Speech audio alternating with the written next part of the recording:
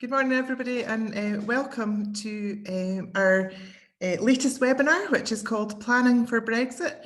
It's quite an optimistic title. I think Planning for the Unknown is the theme of 2020. But I'm delighted that we've got with us today Mike Russell, who's the Cabinet Secretary for the Constitution, Europe and External Affairs. And we have Barry Snowdon, who's the Director of the Human Rights Consortium in Scotland. Both of them are very well known to us as outspoken and passionate opponents of Brexit and continue to fight on different fronts to at least mitigate the impact on Scotland. It's great to see such a wide range of different organisations represented in our audience today. It really shows the diversity of the voluntary sector. We're going to start with some opening remarks and then open up to you for questions. And we've had some questions in advance that I'll put to our guests. But feel free to add your questions in the Q&A function. Use the chat function for chatting if you want to, but if you do have questions, put them in the Q&A and I'll be much more likely to pick them up.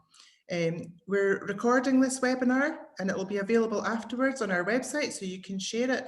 And we'll also follow up by email if there are any resources or links that are mentioned during the hour.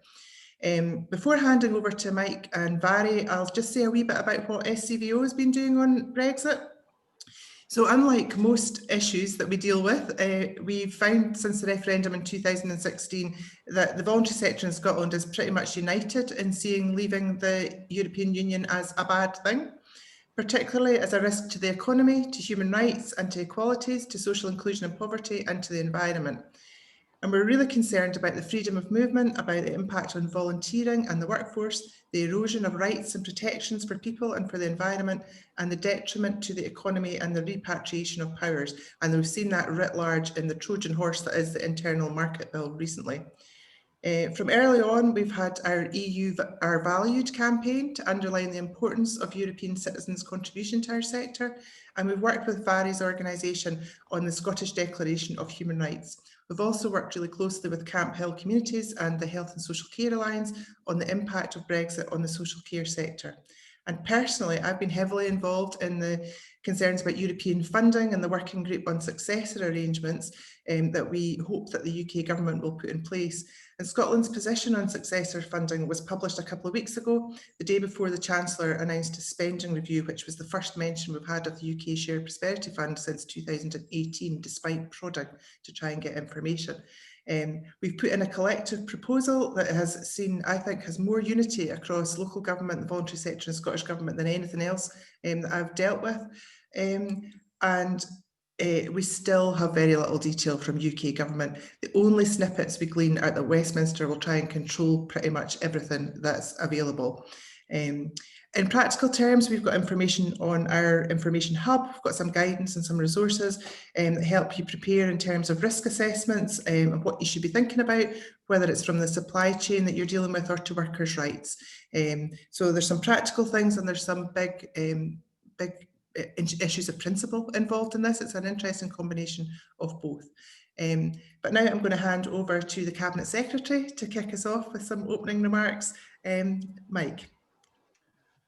Anna, thank you very much indeed, and thanks for inviting me to do this. I noticed a press comment the other day that had described me as railing against Brexit for the last 4.5 years. I wasn't sure whether that was a compliment or not, but in reality, I remain very opposed to what is taking place. And I suppose the central message I want to give people today is things have been tricky.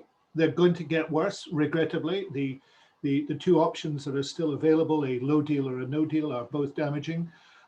We unfortunately will have a period next year where it's going to be difficult, but we need to continue to argue for three things. One is to make sure that in the end we find a way out of this, and therefore no surprise to anybody here, I believe that is as an independent country in the EU. Some will disagree, but that's certainly the objective I think we should be working to, and the government is working to. The second one is to make sure that so far as we can, we mitigate the effects in every sector. And we will do our very best to mitigate the effects in every sector. We can talk later on about the funding that we put in place to try and mitigate effects for the people who are represented here, though it will not be easy. And of course, we don't have total access to all the resources that we need to do that. And the third thing is adaptation. we must try and adapt to the things that we can do. And much as it hurts me to say that, because we shouldn't be in this position, we are going to have to find ways to work with, for example, the shared solidarity fund, although I think it is, as Anna has said, entirely designed to take control of spending and to take that control of spending out of the hands of the Scottish Government and indeed out of the hands of Scotland. So let me just outline where I think we are in terms of progress towards a deal or a no deal. And I have no special knowledge. I may speak quite often to people in Brussels, but the UK government doesn't tell us anything. In fact, I haven't spoken to a UK minister, I think, in the last 10 days when you think they might want to inform us what's taking place. I think it is 50-50 whether there will be a deal or not a deal. If there is a deal, it will be a very thin deal, what I call a low deal, and it will still create difficulties on the 1st of January. It is utterly wrong that we're coming out the way we are, and utterly wrong in the midst of a pandemic. The very least it should have been is a period of transition, but for a variety of ideological reasons, the UK did not wish to do that. If there is a no deal, then it will be very problematic on the 1st of January. It will begin to show pretty quickly thereafter in terms of blockages to goods going in and out, a change in law enforcement. For example, there will be no ability to rely upon the key European databases. The European arrest warrant will finish. That will finish in any case on the 1st of January.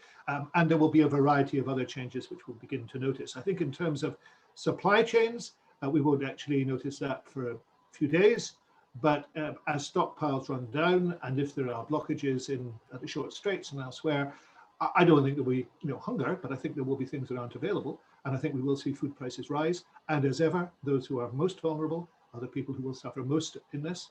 I think in terms of erosion of standards and erosion of rights, I think that will be a slower process, but we know from the Internal Market Bill that the intention is to erode rights, to put in place the standards and values that exist with the UK, which is trying to do trade deals with people whose values may be inimical to ours.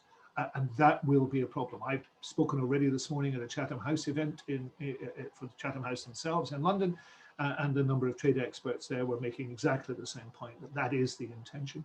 And that will begin to become obvious during the course of next year.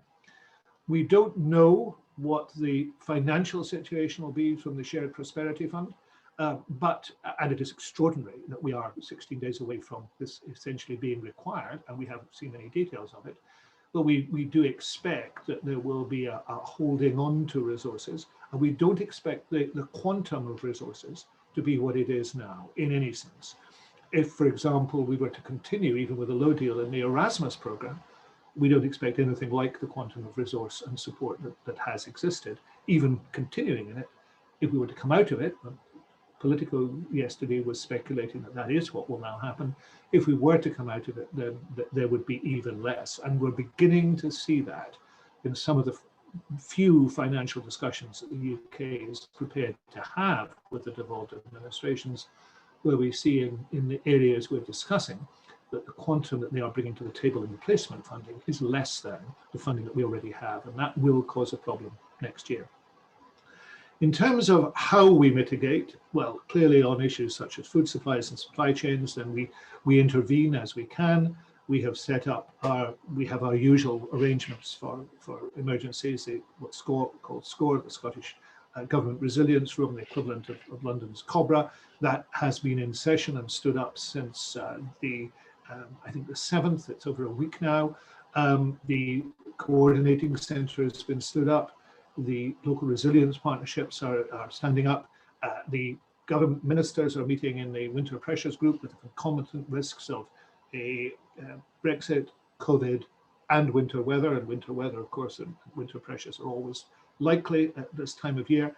And that will become a daily meeting shortly, with a small group of ministers meeting daily to review the situation and to take things forward, working with local authorities to local coordination and other ways. And we are alerted to specific risks, and those risks include supply chains, medicines, doing a lot of work with others, with the other partners in these islands to try and ensure that is not something that causes problems, and there's stockpiling of medicines and medical devices taking place both UK-wide and in Scotland.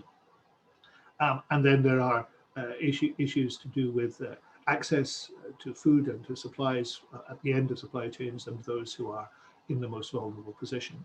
And of course, there will be a general economic effect. All of those things are being factored in. All of those things are being examined closely. Now, Anna, just to draw this together in terms of the specific issues for the voluntary sector and for the third sector, the funding has been put in place. As people will know, additional funding was announced last month, and we will continue to, Aileen Campbell particularly, will continue to assess that as times go forward with SCVO and with others. You know, there are huge pressures on finance at the present moment. If you look at the requirement for COVID funding, changes to levels require funding on each occasion to deal with businesses and others and to deal with third sector bodies. But we do recognise that we have to try and find as much as we can, and we will find as much as we can within the current circumstances to support. And I know access to those funds is now open and money is flowing and awards have been made, and we would want to continue to do that. The detail of that really needs to be discussed with Aileen Campbell, but of course, if I can provide any additional information, I will. And of course, I'm very open once we get to that session to answering questions, or at least saying what I don't know. Thanks. Thank you very much, Mike. That's really useful. And we'll come back to some of those points, no doubt, when we get to the questions. Barry, would you like to give us some opening remarks? Thanks, Anna. Thank you to SCVO for inviting me to take part today. As Anna said, I'm Director of the Human Rights Consortium Scotland, which is a Scottish civil society network to protect human rights. And really, right from the start of the Brexit process, we have been very concerned about the impacts of Brexit on all kinds of human rights. As you'll know, Brexit from the start has been extremely uncertain. It has been highly complex. It has been incredibly dividing and excluding, and far too many decisions have been taken behind government closed doors, and it has significant implications for the voluntary sector.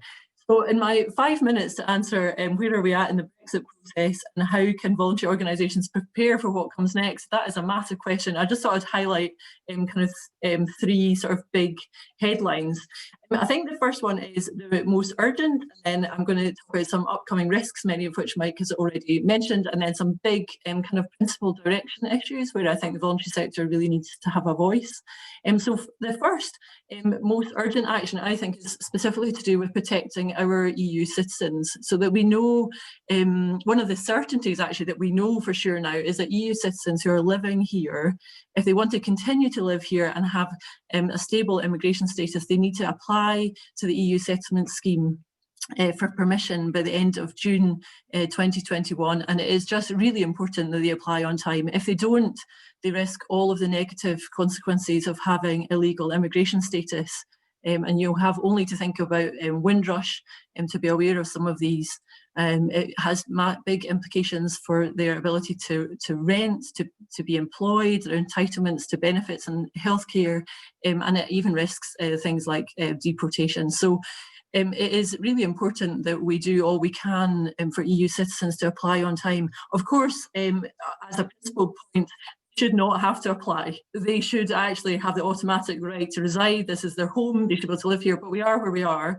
And if they're going to have be able to continue to live here without all of those negative consequences, they need to apply by the end of June. So I think a big question for the voluntary sector is there anything that you can do to reach out to those in your organisation or in your community or in your contacts or networks to make sure that EU citizens have all the support that they need to apply on time? We know that many have already done so, but there is increasing concern that those who haven't yet are some of our most vulnerable EU citizens, and possibly with more complicated situations or a lack of paperwork, for example, where they need legal advice, and this takes time. So even if this is not a core part of your normal work, is there anything that you can do to reach out to EU citizens you are in contact with? Secondly, as Mike's already talked to, there are all the very real risks to our organisations, but particularly to those that we work with or for, from the scenario of no deal. And I won't go over them all again, but to be clear, when the Prime Minister talks about Australia terms, I think it's worth pointing out again and again that is no deal. This is not some nice other option, because Australia seems nice to me, is actually a no deal. And actually Australia itself recognises the problems of that and wants a deal. So it's not sufficient. And to flag up too, because I know a lot of organisations were involved in discussions back in autumn 2019 when a no deal seemed very imminent at that point. And a lot of those same concerns remain true now. So I think that's a useful kind of starting point. So as Mike said, all the issues around food prices and supplies, around medicines, around an economic downturn in general. I think there's some real big concerns around those other sort of almost smaller parts of agreements that we have not heard much about, and we really don't know whether they're being discussed. So things like European protection orders, which protect women who experience domestic violence, who cross borders. Has that been discussed? Are they on it? Are they making arrangements? We really don't know. Some of those big programmes, such as Erasmus. So there's some big questions there and some big risks, really, that from an organisation's point of view should be part of your risk register, or at least part of discussions around that. So there's some of those big things. Also, of course, around impact of ending freedom of movement. Again, one of the things that we now know will happen, that's not in doubt, whereas lots of the other things are still uncertain. And the impact on health and social care, on education sectors, on volunteers who come from the EU is quite significant. I'm sure we'll get into that in the questions, but I think one of the challenges really in terms of for the Scottish Government then is particularly around social care and the value and the esteem that's placed on social care, the way that people are paid, and all of that is really important in this discussion and debate. And lastly, I'm out of time, but lastly, I think Brexit has thrown up some very big principal direction questions that I think civil society in Scotland absolutely need to be engaged in and have a voice on. So just to flag up some of these, and maybe we can get into them more later, but there is a big risk of isolationism in general, and the impacts that has, some of them subtle, but over time very concerning. So as we come out of a very established arrangement that enables discussion with our European neighbours, what will replace that? Will civil society be part of those networks? Is your organisation part of European network? Do you have relationships with other organisations? Because there is massive wealth of experience, of resources, of learning, of sharing, particularly because people cross borders, and so the people that we serve cross borders as well. And so we need to be part of those networks. The other risk, as Mike mentioned, is around rights and standards. We are at significant risk of becoming in a race to the bottom rather than any kind of race to the top, and we need to do all we can to combat that. Some of the way the internal market bill has been written, some of the just the discussions around standards and rights, the UK government's refusal to actually just commit to the most basic of standards. We've been extremely concerned about the reluctance to commit even to the European Convention on Human Rights, which is the bottom, it's the floor. We're not talking about the ceiling, we're talking about the floor in terms of human rights protections. And so we really need to be alive to that and actually work together, I think, in that big picture of making sure that standards and rights are in there. We've are very encouraged. Actually, the Scottish Parliament are looking at a bill at the moment on the continuity bill that will have keeping pace powers, which will enable Scotland to align with EU law where it makes sense and in a relatively easy way. And it's really encouraging, actually, the Scottish Government are open to lots of discussion about making sure that those powers are used to maintain and advance rights standards. That's actually the minimum we can do. We need to absolutely be influencing on that and have a voice. So that's a big one. Just two more things very briefly. I think all of the risks around the curtailment of devolution is a big concern for the voluntary sector as well. Sometimes I think as a sector we're sometimes not good at working together on those big picture things, and actually that is quite a concern. So whether it's all the way through the Brexit process with the Sewell Convention, the internal market bill implications, the way that we've not had much of a voice, there's not been a lot of consultation and everything. So I think there's been big implications for devolution that we need to be very alive to, because that really really matters to the people that we work with. It might be subtle, it might be longer term, but it is a big concern. And certainly in terms of human rights, it means that we have less scope and flexibility to do good progressive advancing of human rights because of those curtailments to devolution. And lastly, some aware of time, I'm talking too much. I think also one of the unfortunate lessons of Brexit is that a lot of decisions have been taken behind closed doors and away from communities and people. And I think that actually from the voluntary sector point of view, we need to say actually no more. We need to, first of all, we need to have consultation. A lot of consultations didn't even happen. So think about the EU funding one that was promised back in 2018 and it has from the UK government and never happened. There is that sense of just not being at the decision-making table at all. And that's not just about us as organisations, that's about the people that we work with and the communities we represent. So we need to say, actually, no more of this experience of Brexit and being shut out from big major decisions can't be allowed to happen again. And we need to sort of push for participative policy and lawmaking at every stage. So there's just a few headlines. I could go on and on forever, but I'm not going to. Thank you very much, Barry. And actually, I was reflecting on some of the pre-submitted questions and the similar ones coming in just now, and everything that both of you have said is that every single aspect of this could be a webinar in itself. It could be a day-long meeting in itself. Never mind, constraining it into an hour. So there are some huge issues, and there are some really practical issues. And I would share both of your views about the lack of engagement and the lack of a willingness to listen, it would appear, from the UK government. And, if someone in the position that Mr. Russell is not getting heard, then what chance have we got of being heard? And we have to use our networks. We're working closely with our colleagues in Northern Ireland and Wales, but we can make statements and write outrage letters and do all of that as much as we want, and they don't seem to really pay a blind bit of difference. But it has got a huge impact on Scotland. So I think if I move to, I've got some pre-submitted questions, one of which is covered by the first question that's come in from Rob today, so I'll come to that in a moment. But Gareth Morgan has put in a really interesting one there in our Q&A function. So I'm going to come to that first, which is for the people behind the scenes, not what I said I was going to do. But the combination that Gareth is highlighting there of the really practical stuff like, supply chains, prices, disruption of travel.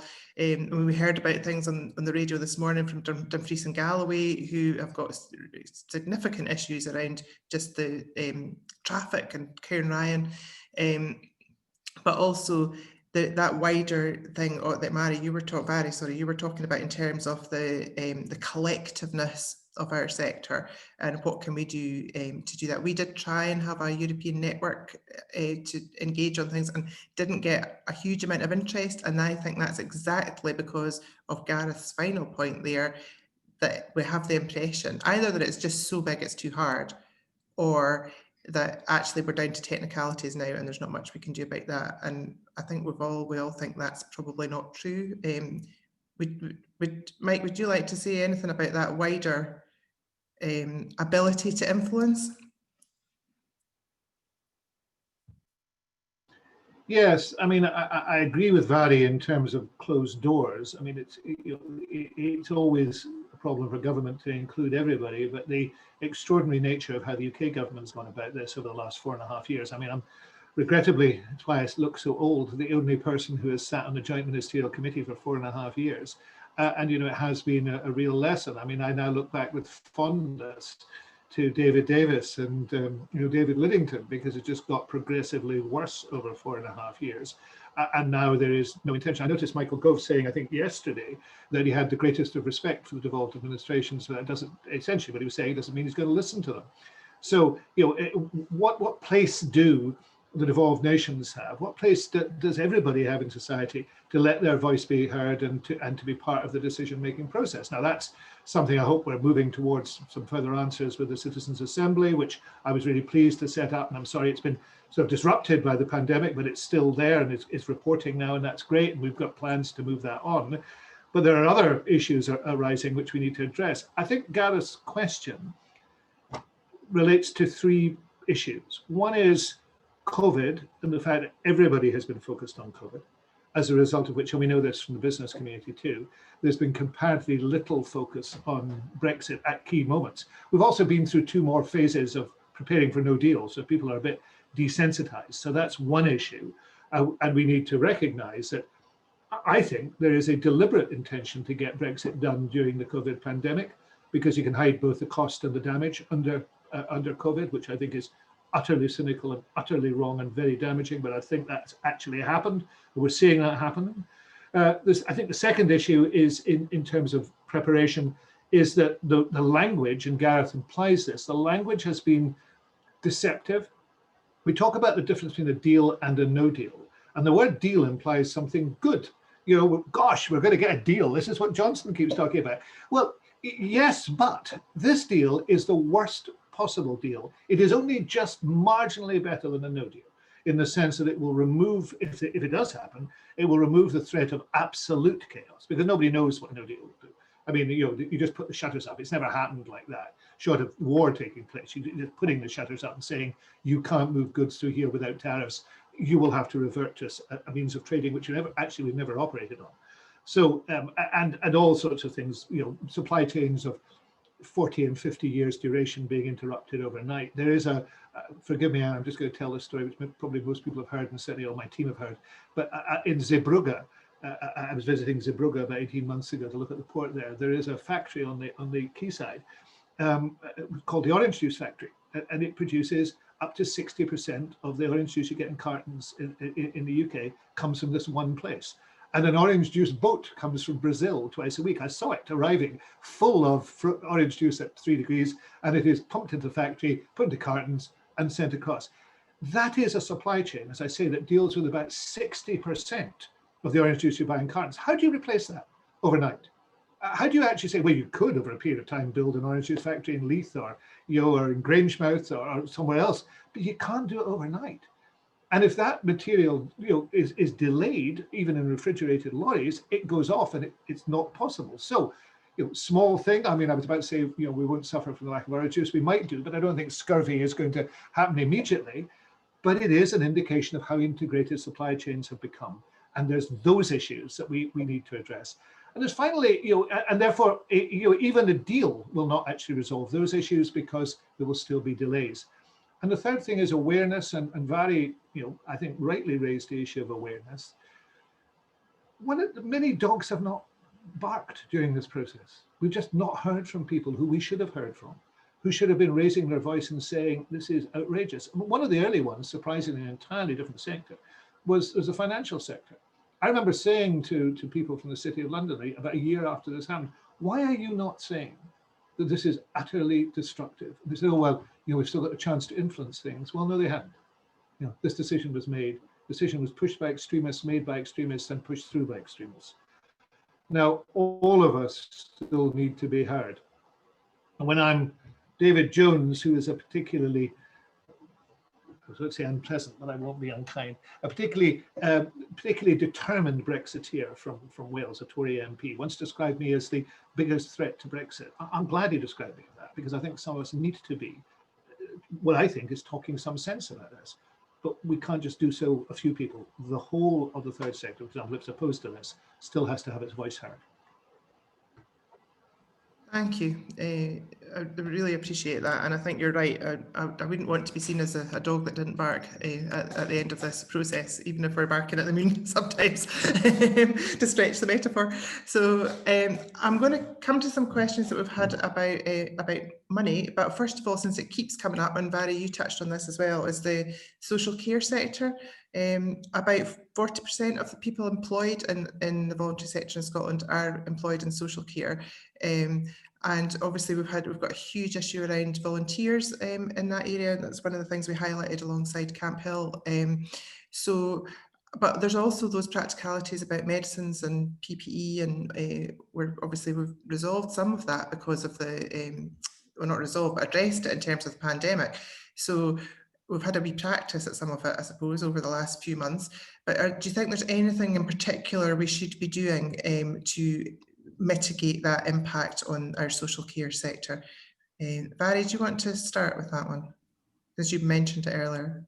I think this is mainly a question for Mike, actually, but I mean, just to emphasise that the impact is already being felt, it will not be small, and it directly impacts people's basic human rights. We're talking about disabled people's rights and older people's rights, in particular rights of unpaid carers are particularly affected. So I think it has huge implications. And just to come in, I do think the voluntary sector have huge expertise and are amazing at really supporting those who are the most disadvantaged, people who live in poverty. So just a quick comment on the last question, actually. I think it's for the voluntary sector to be prepared, and actually some of the impacts of COVID are going to be similar to this, it's just more. So if you have more people who will be in poverty, more people in unemployment, more people who are very worried and the impacts of mental health, that's where the voluntary sector comes into its own and is critical in responding to that. But I'll pass over on the social care question specific.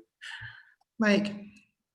Well, I'm not going to muscle in on Jean Freeman's territory on this, and Jean's been pretty explicit about some of her views on this, but I will say this, that COVID and Brexit present surprisingly the same challenge at the sharpest point. And the challenge is, how do you start again? How do you rebuild? How do you change where you were? And you can treat that positively or negatively, but I would treat it positively. And to say, I don't think there's anything wrong with the phrase of build back better. I mean, I know it's been devalued elsewhere, but I think it's quite a good way of looking at it.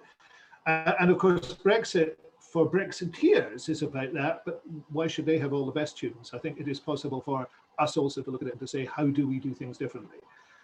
And I don't think anybody would be surprised in this gathering to say that the social care sector, voluntary and non-voluntary, has to be considered very seriously as part of that. We have learnt a great deal during the pandemic, some of it not good. We need to look at ourselves in terms of localism and how we work together. All of those are issues presented by COVID and Brexit, and I would be very surprised if they were not being fully addressed now as part of the process of moving towards the election in May. And I think we will all have to have that debate between now and May about what we do next. And I think we should have that debate. There is need for substantial reform in this regard, and there is need to recognise that the way in which we've done things, is not enough and has had failings and needs to change. It's quite hard in Scotland for a government to say there have been failings, because we live in such partisan political times. The next question is, well, you have failed, therefore you should resign. I think it's right to say this has not worked for society in the way that it should have worked when it was put to the ultimate test. Therefore, there needs to be change. And I'm absolutely certain that Jean and others will be addressing that and need to address it. And they need to hear, and Vary is right about this point, they need to hear from the sector what those changes should be and how those changes should operate, within the context that every discussion either starts with or ends with money. And until we have full control of our own resources, there is a finite issue in there, and regrettably there is a finite issue in there. I'm not saying it as an excuse, I'm just telling the truth. So how do we do it? If you want this to be part of the discussion of how we control all our finances, I'm with you, but those are the contexts. But it has to be addressed, and it has to be an issue, and we have to get it right. How much do you think that collective responsibility around things have not been perfect, and we can't pretend they have been perfect, and this is a moment where we can all own that? How much do you think you would get cross-party support for that collective endeavour? I know not just before an election, but if we weren't in a pre-election period. I'm an eternal optimist. I like to think that politicians are motivated by the best of motives and are in it to make things better. But then sometimes I look around me and I think, I'm not only an optimist, I'm a naive optimist, because it's not happening around me. I think there are people, let me put it this way, I think there are people who could find themselves in agreement on these matters.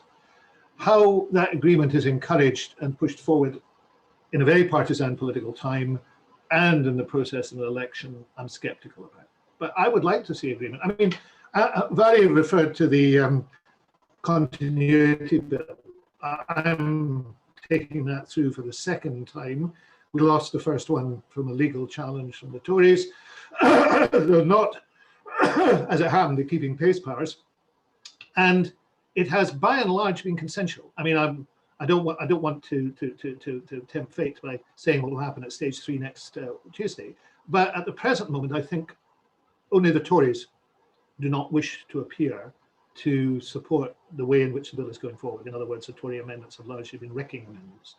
The rest of them, I think, we've been able to come to and will be able to come to a pretty good agreement about how it operates. And I like that. I mean, I've probably done more legislation than most people as a minister, and I've always believed bills should improve in the process of going through, and it should be as consensual as possible. But sometimes even that view is tested to extremes in the Parliament. Thank you. I think we can't avoid the money question now. So, I mean, both of you and I indeed have talked a bit about European funding and how much Scotland and the voluntary sector in particular has really benefited from that over the years. We've had lots of questions pre-submitted on this. So, I suppose, would either of you like to talk a bit more, probably Mike first, about the shared prosperity fund and what that might look like? I mean, we're all in the dark about that. We've all been trying to use our own sources to find out more information. We keep getting a little snippet and then nothing. Is there anything you think we can do within our existing powers to mitigate some of that, the impact of that? Because we're talking millions and millions of pounds potentially lost to Scotland. I mean, this has been a bad experience, like many of the parts of this experience. I remember when James Brokenshire was Community Secretary, and I've known James for a long time, him saying to me at a meeting in London, come and talk to me about the Shared Prosperity Fund. That would be in early 2018, perhaps late 2017. And you know, we still know no more than we knew then. So I'm not hopeful about this. You will know that we have published our own proposals for how a fund should go forward. There is room for reform. You know, much of the, for example, if we take the LEADER funding, much of LEADER was over bureaucratic, difficult to access, you know, and nobody denies that, and there would be the opportunity to improve that. I mean, as a rural MSP, I know some of the difficulties of that and difficulties that organizations have had. I think if I'm trying to be positive, I think there will be resources available. That's the good news. How quickly they're available and when they become available, I don't know. I mean, 16 days to go, and some of those days are Christmas. I don't think that people will be filling the forms in, you know, on the 1st of January, but I think there will be resources available. My experience of the UK government means that those resources will be fewer than that one would expect, and that the process of getting them will be no easier than we've experienced in the past. The Internal Market Bill was changed, or will be changed today, by a concession that the UK has made on frameworks, but it's hardly anything at all. I mean, both the Welsh Government and ourselves, you know, are grateful to the members of the House of Lords who made a difference, but it doesn't make much difference to us. And this is not an area which is touched. That is the area in which the UK can spend money in devolved areas. There appears to be some willingness to consult about this, but I think, you know, two things are in play. One is there's far too much that needs to be done very, very quickly and hasn't been done. So, you know, this will take a time. And secondly, there is a desire for the UK, bluntly, to badge everything it does as coming from the UK, and this will be treated in exactly the same way. A third worry I have is I'm always worried about pork barrel politics. It's something all politicians have to guard against, even unconscious bias in terms of what they favour. And we have seen, for example, in the Towns Fund in England, very, very clear bias by spending ministers towards areas they felt should be favoured. You know, I'm not saying that the first investment of the UK government will be the A75 that runs through only Tory constituencies, but I'm not saying it won't be either. You know, so I think we need to be very, very aware of that. But organisations should be ready, should focus on what they need, should be thinking about how, you know, if there is a successor fund to the funds they're used to, how they would apply to them. And I would have thought that that would have been the only preparation they could put in place. And also openly arguing for a better system. And what we've proposed was proposed as a result of fairly extensive consultation, but you know, it can always be improved too. Barry. Yeah, I think too that clearly there was a big argument and discussion about that it would have been better for the UK Shared Prosperity Fund to be devolved, to have control within Scotland. But even if that's not the case, I think there's still a massive need for the voluntary sector to speak up at that UK-wide level to make sure that the way the fund is, the criteria that's applied to it, what it's used for, as well as what areas it's directed to and the amount. So there's loads of things to still influence, and I think we're not there yet. I think in some ways, because of the dithering and their focus on other things, I think there's still scope to try and shape that. So certainly we've been working with UK-wide organisations such as Equally Ours, who have done a great deal of work around trying to advocate for the fund to be about equality and about disadvantaged communities and what that needs to look like. So I think there's just a lot to be said for organisations get involved in those UK-wide networks to influence that, to have good criteria. And I think there's a question for the Scottish Government, I've got to say, around the mitigation of what those gaps will be. So whether there's anything else that can be done to make sure that we are alive to what are the gaps. Some of them will be obvious earlier, some of them will be more long-term gaps, and making sure that we plug those in some ways. Thank you. Yeah, that kind of relates a wee bit to what you said earlier, Vary, and it was a feature of some of our pre-submitted questions in terms of European networks. So not the EU, but being part of Europe. And obviously, I think a lot of us feel that we would want to maintain that. And then there are things like Erasmus, which is about funding, but it's not strictly speaking EU. It's a separate thing, but it's part of Europe. So is there anything you think that Mike, the Scottish Government could do to help us maintain those connections, even if the statutory framework is different? Well, I mean, I've encouraged organisations, and Vary addressed this in her opening remarks, to have the strongest links with European bodies that they have. Their existing links should not be discarded. They should be intensified and new links forged in any way you possibly can, because that is a good insurance policy for the future, but it also is good in terms of being able to apply when opportunities exist. So that's the first thing that should happen. On Erasmus, on a range of European funds, the Welsh, Northern Irish and ourselves all argued and have argued for the last 3 years that the UK should continue in membership of as many programs as they can. We do not know, even now, what programs they will remain in membership of. If there is no deal, then it is likely the answer is no program. So it's not inevitable, because there's a possibility for third countries to take part. Even if there is a deal, however, you cannot be a net beneficiary of these programs if you are not a member of the EU. So that means there will be a reduction, because both in Horizon, for example, and Erasmus would be net beneficiaries. So that will stop. I understood from a conversation I had with the UK minister 10 days ago that the expectation was that Erasmus membership would continue for a period. And given that I know that the EU had said that they would have to subscribe for the next period, that is the next spending round, I thought that meant that Erasmus was likely to continue for 5 years, even if it was on a reduced level. However, there was speculation yesterday in Politico that this was not the case, and that the EU was not going to continue with its contribution to Erasmus. Now, this is an Erasmus Plus. That's really, really problematic, because Scotland is a big net beneficiary.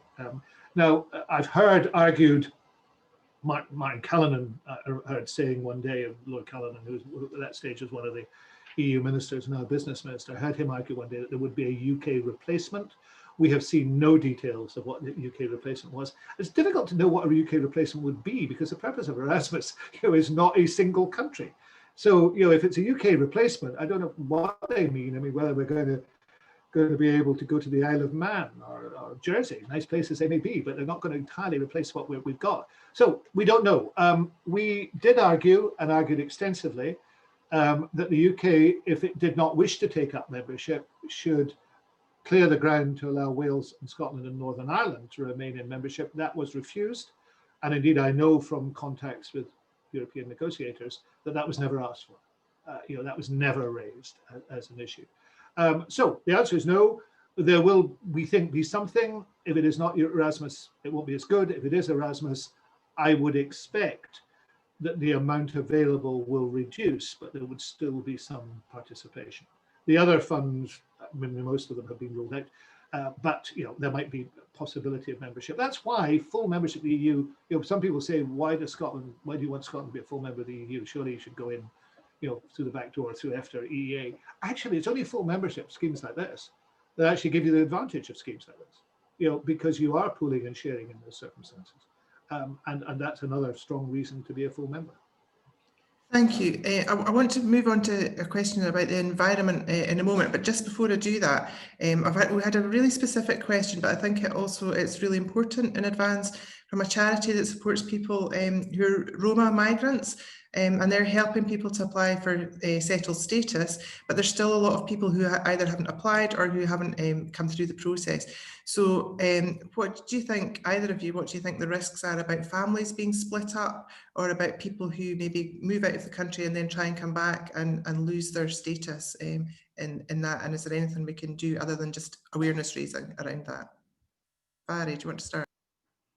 Yeah, I think the consequences are quite scary for individuals and for families if they don't get secure immigration status in time. And that's what I was saying. I do think there's a sort of a moral imperative almost on the voluntary sector to do all we can to help families, particularly those who are most vulnerable, to apply and to work around that system. It's both in some ways simple for many people to apply, but it's also quite complicated if your situation is at all complicated. So if you have a lack of paperwork or there's complexity in your personal circumstance, if for example, if you're a woman who's experienced domestic violence and might not have access to all the paperwork you need, and there are particular groups who are particularly at risk.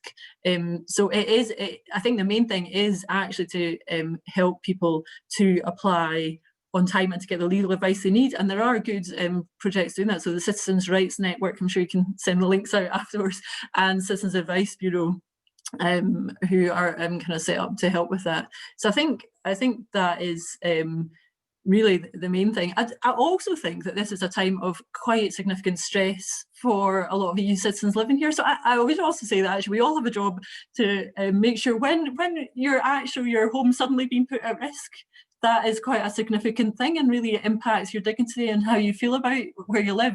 And so I think we all have a responsibility to put out messages that that's not the case, that they are welcome here. And I know the Scottish Government have done big things around that as well, but I think that's also really important at this point in time.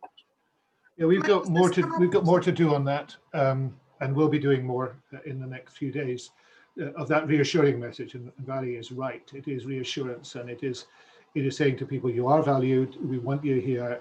This is where your future lies, and we want you to spend your time here, and we value that, and we'll do that.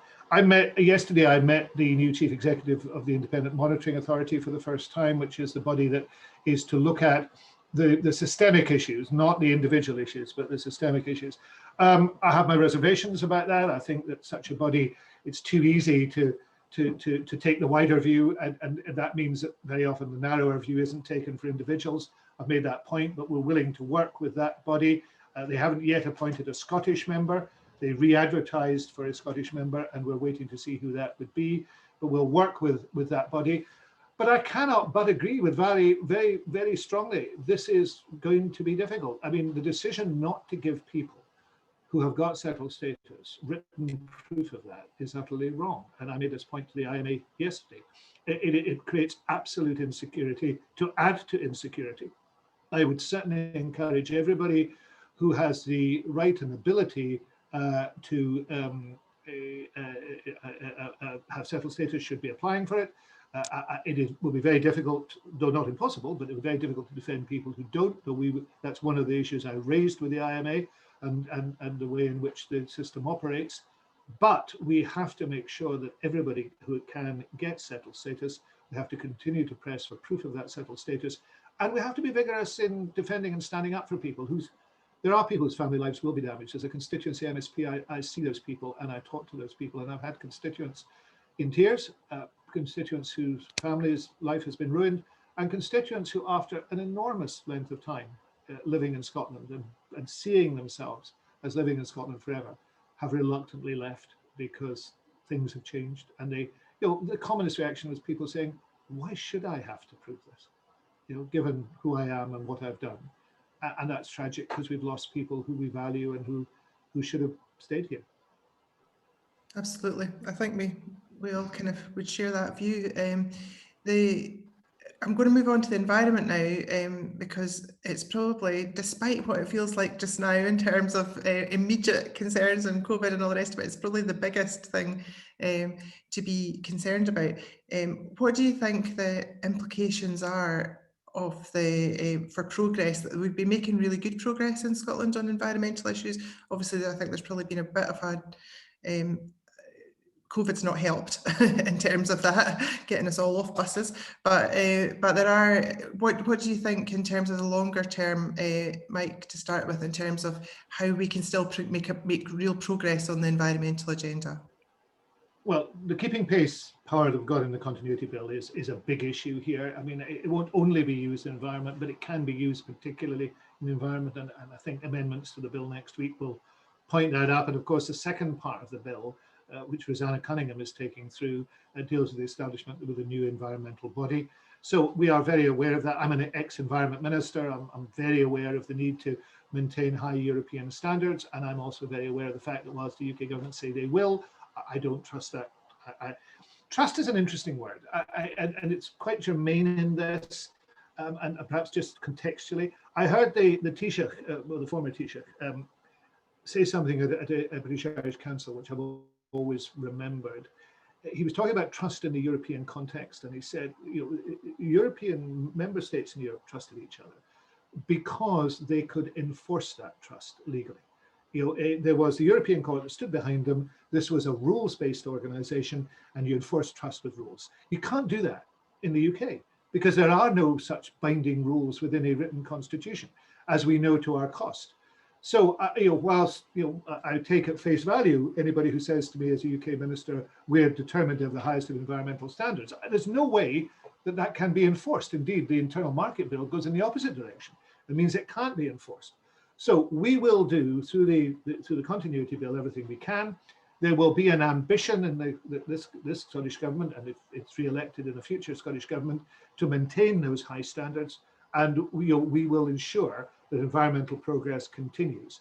The best way to guarantee that is to return as a member of the EU and to share that concern across Europe, and to share sometimes standards that even we have chafed at. I mean, I remember as environment minister feeling, there were things that, gosh, can't I do that because I'm preventative? But actually, always wise to prevent ministers doing things. So that's good.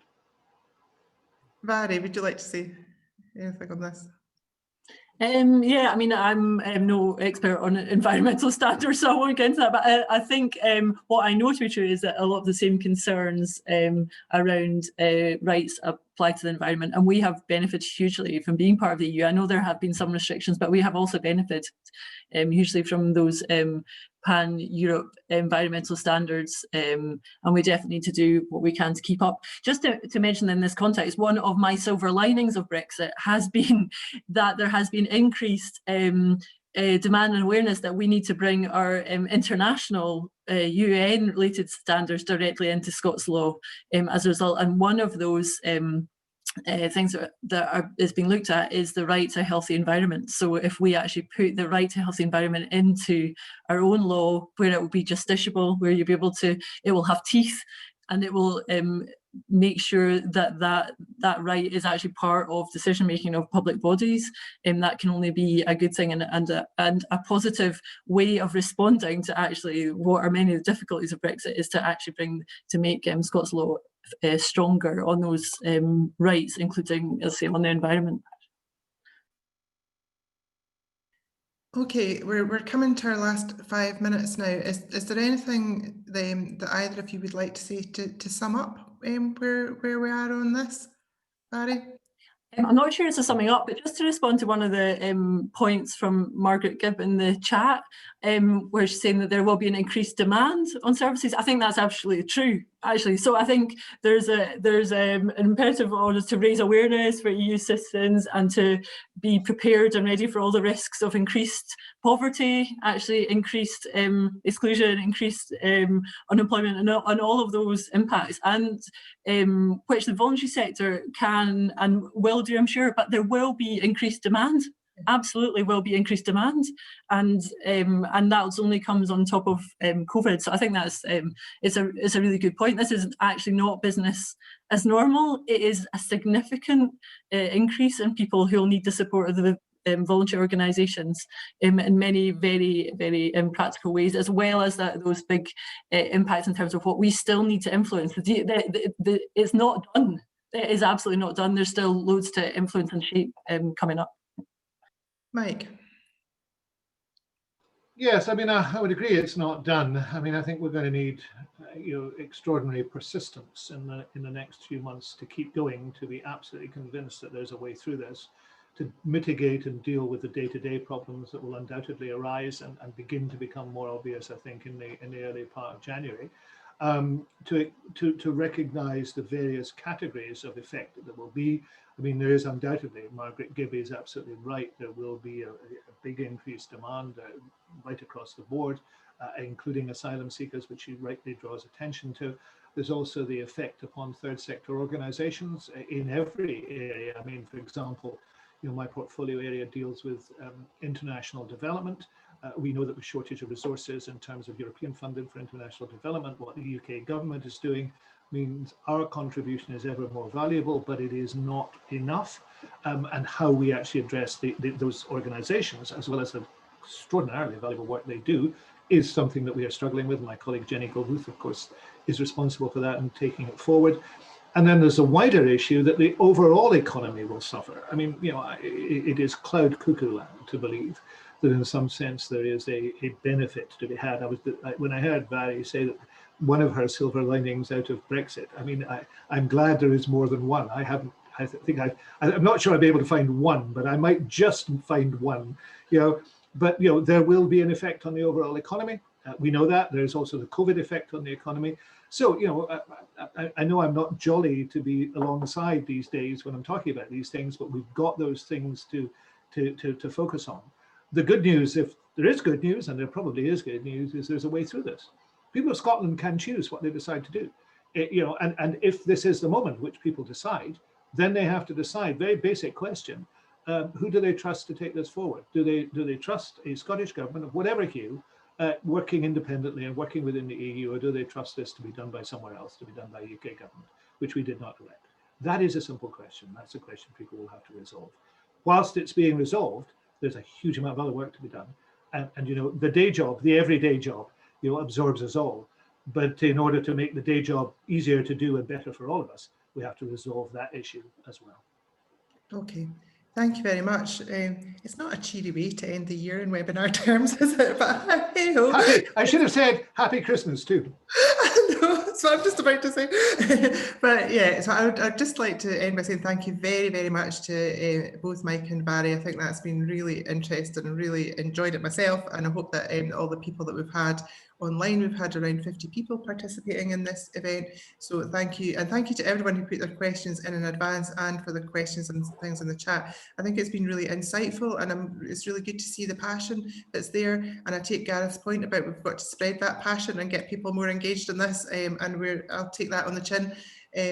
So I also want to say thank you to my colleagues behind the scenes who've made this work pretty seamlessly, and so you could keep an eye on our website and our bulletins for any updates, and look at our information hub for resources in practical terms.